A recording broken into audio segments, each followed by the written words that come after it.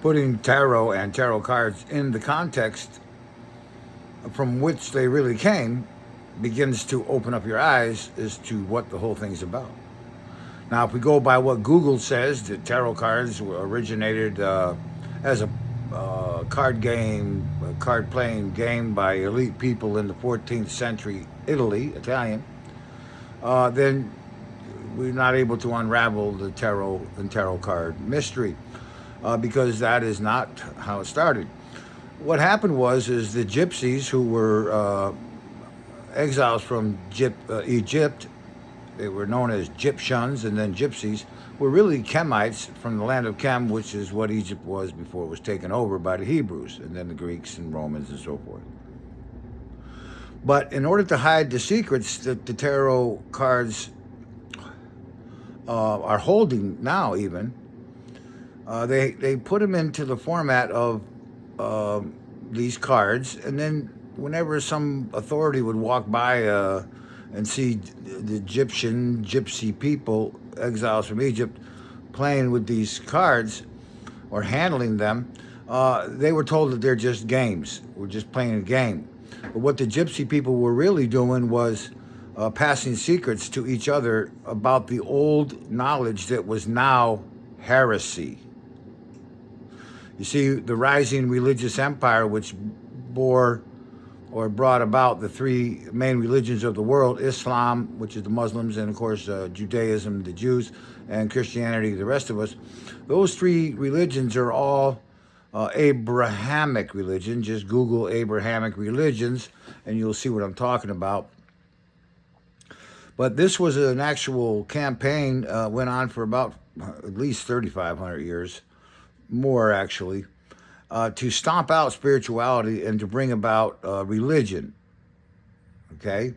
And basically the whole thing had an effect of isolating man from the divine and from the spiritual. But in order to maintain and to preserve the knowledge that was stomped out and made to be heresy, the gypsies began to produce these cards and be able to share the secrets. And they would never share those secrets with non-gypsy people, but with non-gypsy people, they would use them for divination. But divination's been around a very long time. And so authorities didn't really aggressively try to enforce any laws against divination, and that really wasn't their purpose. They knew that was not really going to educate anybody about their own self. You see, tarot cards were invented in order to hide truths about you, the mind, because you don't have a mind, you are a mind. This is key. You are a mind. And the peculiar thing about all that is that a mind is comprised of two consciousnesses. Let's just say you're a twin. You are a conjoined twin. Me and myself together make I. And so after the rise of the religious empire and all of this understanding of I, of mind, of I, was outlawed, crushed, stamped out, and pushed back, people began to become monotheistic. And that's what happens when the mind polarizes to one side or the other. It becomes egoic or monotheistic, or it's a monocultured mind. And so the truth of the matter is that a human being is a twin individual. There's two of you, and that makes three. Me, myself, together make I, the third. I often say that in mathematics, 1 and 1 is 2, but in life, 1 and 1 is 3. Mommy and daddy make me. There's no other ingredients, right? Just the two come together and there's 3. And that's how consciousness works. They don't want you to know this, because if you knew that you were a 2, yin yang, even a penny has 2 sides. If you knew and operated and began to actually live and function and perceive yourself to be what you are, which is a twin individual, not an individual, that will create the third and make you no longer a slave of matter and time and reality. This is a fact.